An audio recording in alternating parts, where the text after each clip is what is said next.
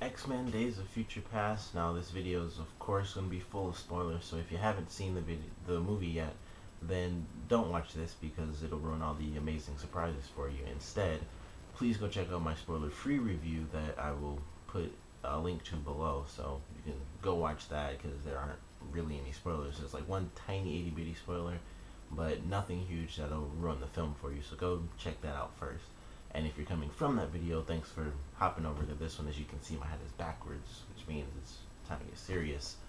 But there's so much going on in this film that it's hard not to have been incredibly excited about it, whether you knew about a lot of the stuff in the movie before you went to see it, or you didn't know a lot about it, like I tend not to, because I hardly ever look at anything except for video games ahead of time. Honestly, I never look at TV shows or movies because I feel like there's a lot more that you can look at for a video game, and there'll still be, for a video game it's like 12 hours. You look at a 5 minute long video, it's which most likely will only be like a really early video where it's like, oh, you can kind of see what the character might look like, and that's it. But when you see stuff for a movie, you'll see this person's in it, you'll see a scene, you can throw out guesses, and you can have all this stuff kind of get spoiled for you. And then of course you can go through the trailers, which these trailers didn't spoil much except for like a tiny little bit. Like, one thing that was really spoiled was like Storm dying, because of course she could have made it out of that in some random moment. Like, Blink could have seen it happen ahead of time, and it could have been misdirection in the trailer to make it seem like she was gonna die, but it wasn't, and she actually died. So that I did actually see coming, and that was about it. But I didn't know a lot going into this film except for Quicksilver's in the movie. I knew who was playing Quicksilver. I knew who they were bringing back as far as some of the actors. I knew Rogue was going to be in it as a cameo because that was a really big deal, because of course she was a huge part of the first three X-Men films, especially the very first one, because she was kind of the main catalyst. Like, she can take people's powers away from them, so that was a big deal. So it was interesting to know that she was going to be in it, and it was really great to see her at the end of this movie. But that was one of my favorite parts, was the ending, not just because it was a great resolution, which I knew was coming, but it was great to see all the characters. And it was the best thing about it was seeing characters that were dead because of the X-Men 3 films, which of course were Jean and Scott, those two coming back to life, especially Jean. That I cannot wait to see, and I'll talk more about that towards the end, because that's what I'm really excited for after they do the Apocalypse film.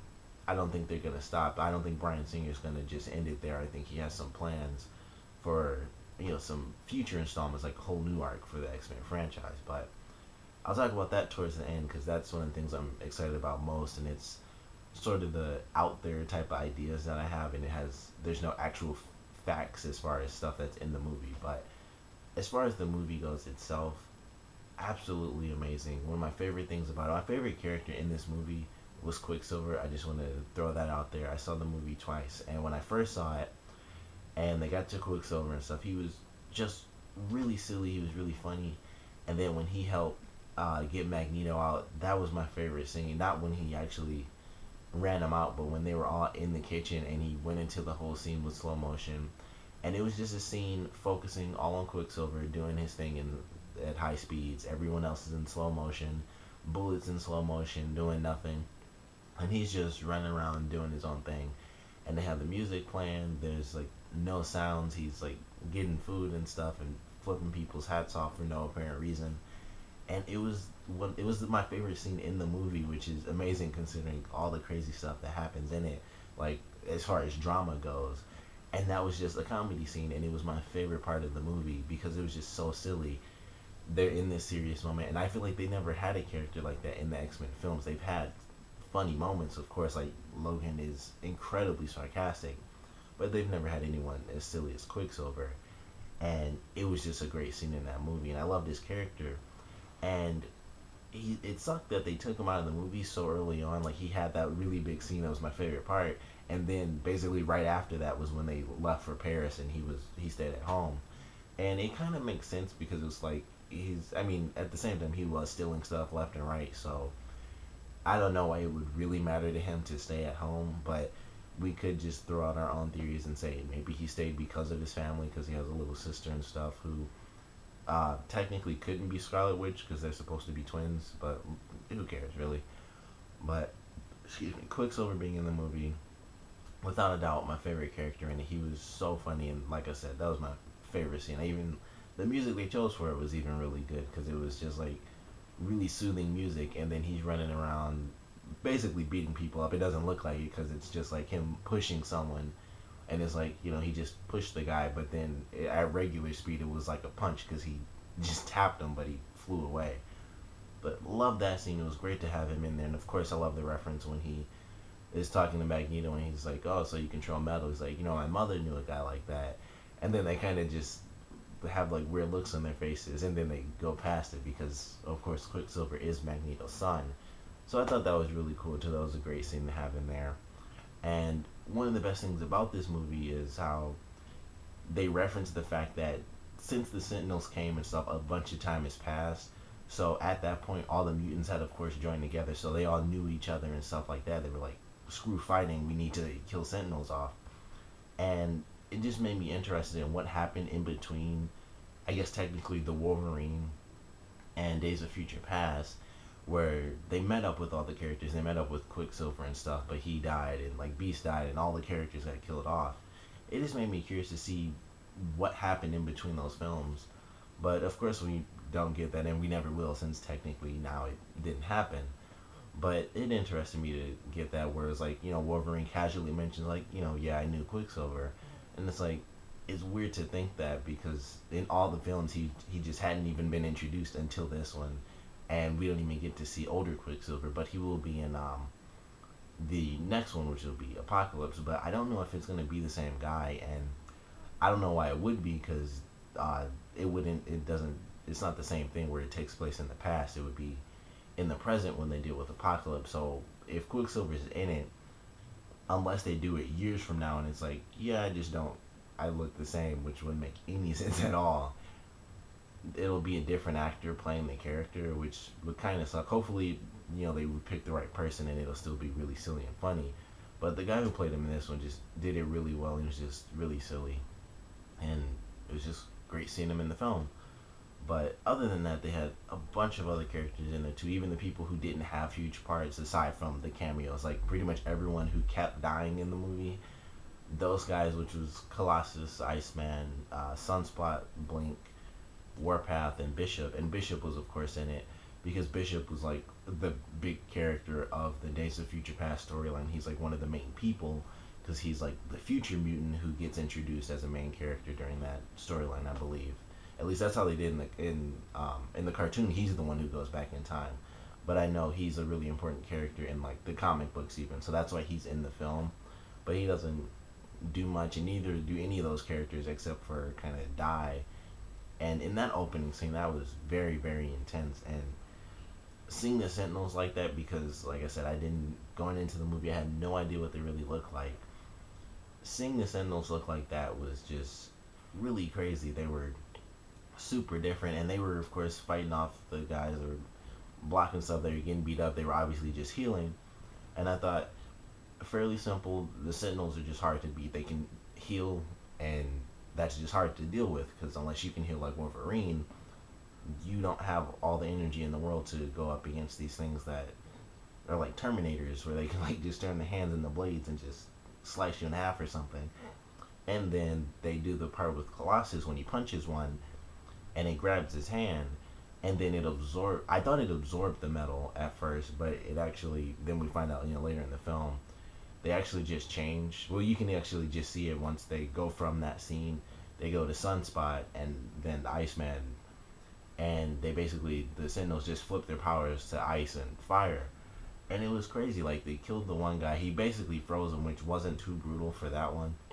But the guy that killed Iceman, it was a lot like in First Class when I think Magneto was about to kill Emma Frost, and even though she was made of diamond, he was like crushing her, and it would have killed her. And that's exactly what happened to Bobby. Even though he was made of like really tough ice, he like broke his neck and like his head came off, and he just crushed it. And I was like, that's insane. And of course, I had no idea that they were gonna basically reverse time, and that wasn't gonna happen. But that was a crazy scene. And when I saw the film the second time, when Colossus went up against the Sentinel and it punched him to the ground. I didn't even realize the first time it actually ripped his arm off when it did that, and his death was without a doubt the worst when they did it the second time, because he got ripped in half and he was like struggling not to be ripped in half. He was like the thing picked him up, he was fighting, and then the other one grabbed him and they ripped him apart, and that was just insane. And Sunspot like got his arm chopped off, and that was messed up too. And then he got stabbed, but there was nothing like watching like Colossus actually get like ripped in half. That was just crazy to me. Even when they show Bobby like getting like burned alive at the end of it, that still wasn't nearly as bad, and that was like actually close up, and you could see the fire kind of pushing through his body and tearing him apart. And they even had the part where like Warpath got pushed into the fire and like killed, destroyed his face. That still, none of that was as bad to me as just watching Colossus get like just ripped apart. And that was just a crazy scene. And like Storm probably had the simplest death, honestly, which is, or I guess Magneto did really, because he just got wounded because the thing turned into a different type of alloy and it messed him up. But that was just a crazy part of the film, both the beginning and the end, and they did that so incredibly well. You had no idea what to expect in the beginning, and then at the end of it, it was just worse, I guess, because you knew they couldn't reverse it. Although ultimately it was reversed because you knew it was they weren't gonna fail at the end of this movie, and it's just like, oh, everybody died. But it was just crazy, and I love those scenes. And the Sentinels, of course, were incredibly deadly, way worse than they ever were in the comics or the cartoons. But I did love the fact that they changed it to make them worse. It wasn't just giant robots that were hard to beat. They made it where they killed them off. It wasn't like they were overwhelmed. Even like at the end they were overwhelmed, sure, but in the first part, if it was like three Sentinels in the cartoon and they went up against them, I think they would have had a much easier time, especially with like the powers they had. Like they had Sunspot with fire, Bobby with ice, Blink, who had like the coolest portal power I've ever seen, that I've never seen it done so well. Her powers and Warpath being able, them working together, which I thought was really cool. They just seemed like a great little team because that's just how they did it. So I hope they're the same way in Apocalypse, where they do team up and she like throws warps and stuff around, and he's the first person to attack. That's just how their team up went. But if it was like the old Sentinels, especially like in this film, we see they just have like machine guns, like Gatling guns. But if it was like the cartoon ones, they'd have lasers and they'd be really huge and stuff. It would be really tough for them to win. But I feel like they could have done it, even just that little group. They could have beat three Sentinels. And then in this movie, they're like tiny, they're slender, they're taller than humans, but they're still fairly small. Like you can really tell at the end of the movie when they actually go into like the chamber where Xavier, Kitty, Magneto, and Wolverine are. You can just see like they just bend down and walk into the room and like kind of stand up. They can't even stand all the way up, but they're small enough to just walk into that. And yet these things are like 50 times more deadly than the ones we've seen in the cartoons and stuff. And it was just really cool to get that, because it made it, even though this is like a PG-13 movie, they pushed it incredibly hard and they got the real gritty details in the deaths. But I love that. I love seeing the Sentinels. I love Wolverine going up against the one at the end. That was one of my favorite moments too, because Wolverine is always the one who like survives because he's Wolverine. He can heal, so he has adamantium claws. He can cut through anything, even Sentinels, and he's always the one who takes them down. And in this movie, we have him when he's in the past. He has the bone claws, and it was so funny because he went and he got his claws in between the Gatling gun, and he couldn't do anything because he didn't have adamantium. They were just bone, so he couldn't just slice the gun off, and his arm kind of got jammed in there. So I thought that was funny, but it was a great scene too. And it kind of did suck that I didn't get to see Wolverine, at least in a film, go up against the Sentinel and just destroy the thing, because I would have loved to have seen that. But it was funny how they did it, and he actually went up against one, and then of course couldn't take it down. And they went through that a lot with Wolverine having the bone claws at the end, where it's like him and Magneto is like, imagine if they're metal and stuff. Obvious joke that anyone got. And then they did the stuff like when he was going up against Magneto at the end before he was tossed in the water. When Magneto was tossing stuff at him, it was funny to see him kind of doing the same move he does when he like deflects stuff, except he had like the bone claws, so it felt different to me watching it, which is I guess kind of weird to say, but you know, he was doing that same move, but it looked so incredibly different because he had the bone claws, which of course I hate compared to amazing like little blades coming out of his arm, which just looked really sweet. And they even had the sound effects in there where like it wasn't like the snake. It was like shing. It was like bones moving between other bones. So it sounded gross. Excuse me, every time he did it. But that was really authentic, and I did like that. But hopefully, with how they ended the film, like you never know if he was actually captured by Stryker, which was a great inclusion in the film. It was crazy to see him in there, where it's like, hey, it's Stryker after I don't know how many films he's been in. It's funny to just see him again, and he was actually a big catalyst in the film, working with Trask and stuff. And then him not actually getting Wolverine at the end of this movie, who knows what Mystique did, and we don't of course see him bring his claws out, so we don't know if they're made of metal or if they're made of adamantium, or at least covered in adamantium, or if they're still the original bone claws. So it'd be interesting to see, and I hope that I don't know somehow it worked out. But of course, with the way it ended, where Wolverine drowned, he didn't remember anything that happened because his mind was instantly sent back, because that's when everything got fixed. So everything went back to normal. Who knows if he actually was in the Weapon X program, and it would change so much in the universe. But we'll have to wait and see, and we'll have to just see. They'll probably find some way to give him like the adamantium back. Like a comment I read on something was like, Apocalypse being the mutant he is, he can just do whatever.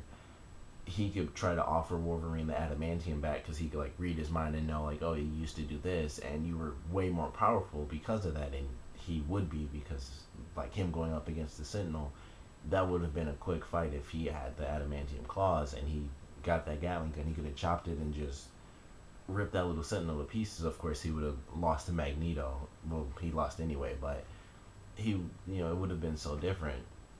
So someone thought like maybe Apocalypse could give him the adamantium back to try to woo him to his side or something like that. But we'll have to wait and see what Bryan Singer does, because he's changed some stuff around, and he's changed a lot of stuff around. He kind of wiped out a bunch of films because of it.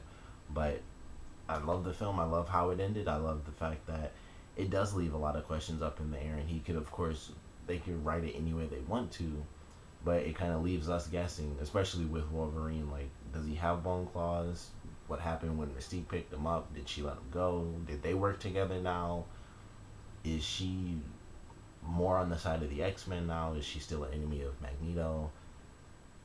Who's doing what now? And for the most part, I would say the films kind of still went down the same path. That's what I initially thought, at least, especially with the way it ended. And with Jean being alive, and not only her being alive, her having the red hair made me think they still went through everything that happened in the first X-Men films. And instead of her dying or killing Cyclops, of course, maybe she just survived and Xavier was able to fix it. Or maybe she didn't even die in X2, but she unlocked her powers in another way. And that's why she has the red hair, because she only has the red hair when she's a Phoenix. Or when she's like kind of unlocked the Phoenix, I believe. So she has the red hair and like the red dress and stuff. So they kind of threw it in our faces. Like, she's gone through that transformation already, or at least partly. So she has the power, at least, or she's gone through that struggle. But Xavier was able to bring her back in this new timeline, and she didn't kill everybody. She didn't like kill a bunch of people off and have to be murdered by Wolverine. So we'll have to wait and see how that plays out. But I'm really excited for the next film, without a doubt. And I can't wait to see what they do with Jean. I hope they give her like the Phoenix arc, maybe to be after Apocalypse, of course, or maybe to be during Apocalypse. That'll be how they do it instead of how it's typically done, which I believe is they bury him a second time. I can't really remember, but I don't know. We'll have to wait and see. And I feel like if they're gonna do the Phoenix, I kind of think during the scene when Magneto was taking the baseball stadium to the White House, they showed this little girl with like red hair, and of course I noticed that when I first saw the movie. It's like she had like the long red hair, and I thought that they did that because it was supposed to be like a really young Jean, and then it was just like, no, it's just this little random girl looking up because a freaking baseball stadium's flying over. But and this could just be me picking out stuff because I know like X-Men color schemes, but she was in a bunch of red, and she was holding like the little yellow bubble thing where you blow bubbles and stuff, and it's like she's all in red, and then that's yellow, and it was that just pops out to me because that's the colors of the phoenix. It's red, and then she has like the yellow bird and the yellow, I guess strap or sash or whatever you would actually call it, but it's red and yellow, and the girl had that, and it was like I feel like it's too much of a coincidence to not mean anything. I feel like it was kind of in there as like the smallest hint they could give without just having Jean walking around in a actual Phoenix outfit. Like, hey, you know. So that could just be me picking out something because I know the colors, like I said, but it looked like a hint to me. So maybe it does actually mean they're gonna, like Bryan Singer wants to redo the Phoenix and give her the ultimate power that she really has, and not make it where she just like destroys everybody and people hate the movie. So hopefully we get the Phoenix, but can't wait till they do this next film. I can't wait to see what they do with Apocalypse. And one of the funny things, like a lot of people thought that Apocalypse was a girl when they saw the actual clip at the end of the credits. Um, I'm curious to see how that does play out because, of course, Apocalypse, he's a kid, he's like a teenager when he actually has his powers and stuff, so that's why he looks like that.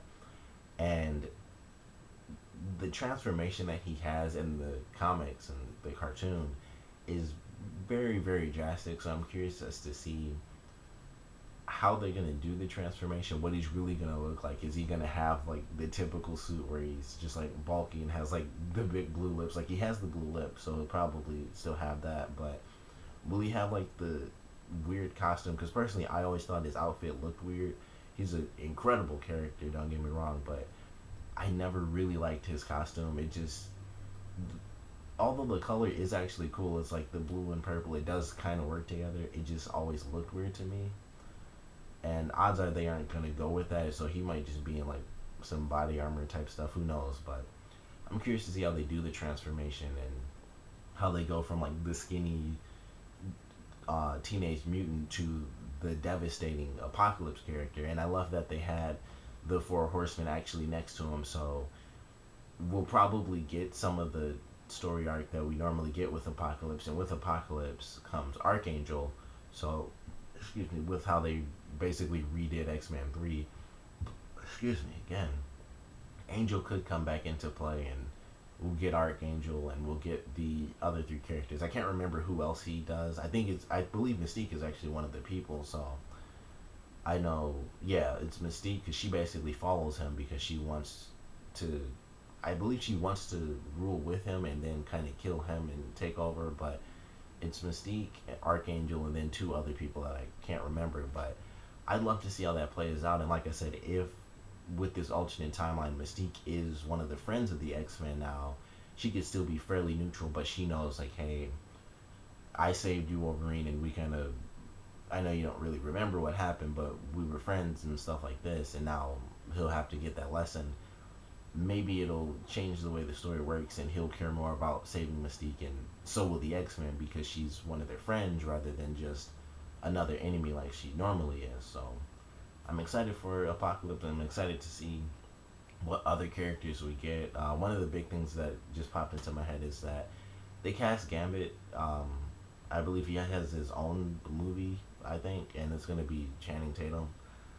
I don't know if he's going to be Gambit in the new X-Men film or if they're going to get somebody else, but I'm excited to see who we do get to see in this new film, like what other mutants we get. I do believe they're going to bring back the mutants like Sunspot and Blink and Warpath. I do believe they're all going to be in the next film as well, and I really hope so because I think Blink was just really cool. I'd love to see her use her teleporting power some more because, like I said, it just looked amazing watching her use her powers, and the effects that they used on it where you could, especially in the first part when she did the one like right before she was actually stabbed in the back, I loved how it looked because it kind of made me think of the game Portal, where you could see through the portal, but you could actually see the Sentinel itself. So it wasn't in another room; it was just in another part of the room. So you could see how it destroyed the wall from two separate angles at the same time. I thought that just looks unbelievably amazing. And then of course she got stabbed, and I was like, well, that's depressing. But before that happened, it was really cool how it went through the portal and it destroyed the wall, And that's what I was looking at first, was where it came out at, and then I looked at the portal and was like, oh, you can actually see through it and see exactly, you can see behind the Sentinel too. So I thought that was just really cool, and I'd love to see that happen with some other people's powers too, and not just like creatures and lasers just going straight through. I'd love to see like other people doing that as well. But I'm excited for this next movie. I'm not sure when it's supposed to come out, but hopefully it'll be good. I'm sure it will be. And it sucks that we won't really get to see any more of the first class characters. At least I don't think we will, because I'm pretty sure they aren't gonna go back in time again. But it'll be really great to see, and they might actually do that again, because I think that is a part of the apocalypse thing, is that they go back in time a second time.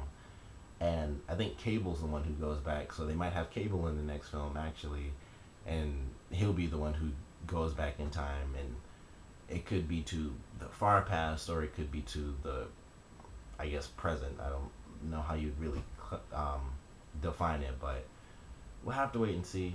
Great movie overall. Of course, the thing I am most excited for is seeing what they do with Jean. I really hope we get the Phoenix arc, and we get like real serious crazy Dark Phoenix, where she's like she can like save the universe type of Phoenix, and not just like evaporate people, because even though she has crazy powers like that, they go far beyond just like dematerializing people. And I think that's what fans really wanted to see when X-Men 3 came out, and that's not really what we got. It was a much more toned down version. And I think, Bryan Singer being back in the chair of the franchise, he'll rework it and do what he initially plans to do with the Phoenix. So excited for this next film. Excited to see who they bring back, who we get that's a new character. Hopefully we'll get to see more of Rogue, because now that everything's back to normal, we should get more of the X-Men team. They'll all kind of be in the X-Jet, and everything will be kind of normal. It would be great to see Kelsey Grammer as Beast again. I like Kelsey Grammer as Beast. That was a great choice. And just all the characters just coming back. I'd also love to see what they do with some of the lesser characters from the Brotherhood, like Pyro. I don't know if they'll ever bring him back. They could just say like he died anyway. But curious to see what they do with those characters too, especially with the way things change. As far as the X-Men, everything is normal. All the questions are like, what happened with Magneto? What did he do since Mystique shot him? Are they still friends? Did Mystique join the X-Men and stuff like that? Those are the really big questions that I have, and I can't wait till we start getting answers. That might be something that I actually look up, because I'm very curious as to how this new timeline is gonna go, and how the characters' interactions really changed since Wolverine went back to change everything. But great movie, great cameos, great moments with Sentinels, great new characters. Like, I love the new characters. They were all really good. They didn't really, of course, get a lot of time except for Quicksilver, because he was a big part of the past section. But hopefully they do get their moments and in the next film, and I cannot wait to see that. But of course, comment below. Let me know what you guys saw of the movie. What crazy things are you guys thinking about for the Apocalypse films? What did you guys even think of the end credit scene? Were you guys excited by it? Did you guys not really care? Like, personally, I was like, I knew it would be Apocalypse. I was hoping that it would be like they did in the cartoons, where even though the future or their present was saved, like the further future, because I think it was like 30 years. Excuse me. When this movie was like 50 years, so it was like 50 years was messed up, and then they fixed that, and then the whole apocalypse thing happens like 80 years after that. So then that's where Cable comes in, like he's in the far future, and then he comes back. So I was hoping that's how the scene will play out, where it was like still a dystopian future, and there was going to be like, the Sentinels got wiped out, but Apocalypse came in and it was still a horrible future. But instead it was just like him building the pyramids. I was like, I knew it was Apocalypse. I thought it would still be the really messed up future, because that's what makes it so devastating to see, is like seeing him build pyramids, and it's like, oh, Apocalypse and the Four Horsemen to the side was cool to see, because it's Apocalypse, and he's deadly, and I want to see him in the next movie. That was cool. But if they actually did it like they do in pretty much every cartoon, whenever they show it, It's like, yeah, everything's fine, and then it just instantly goes to the dystopian future anyway. And instead of Sentinels destroying people, it's Apocalypse ruling the planet. And that's what I was really hoping to see. So were you guys expecting that, or did you guys think, you know, they were just gonna show them or give a glimpse or something? Comment below, let me know. And thanks for watching this super long spoiler video.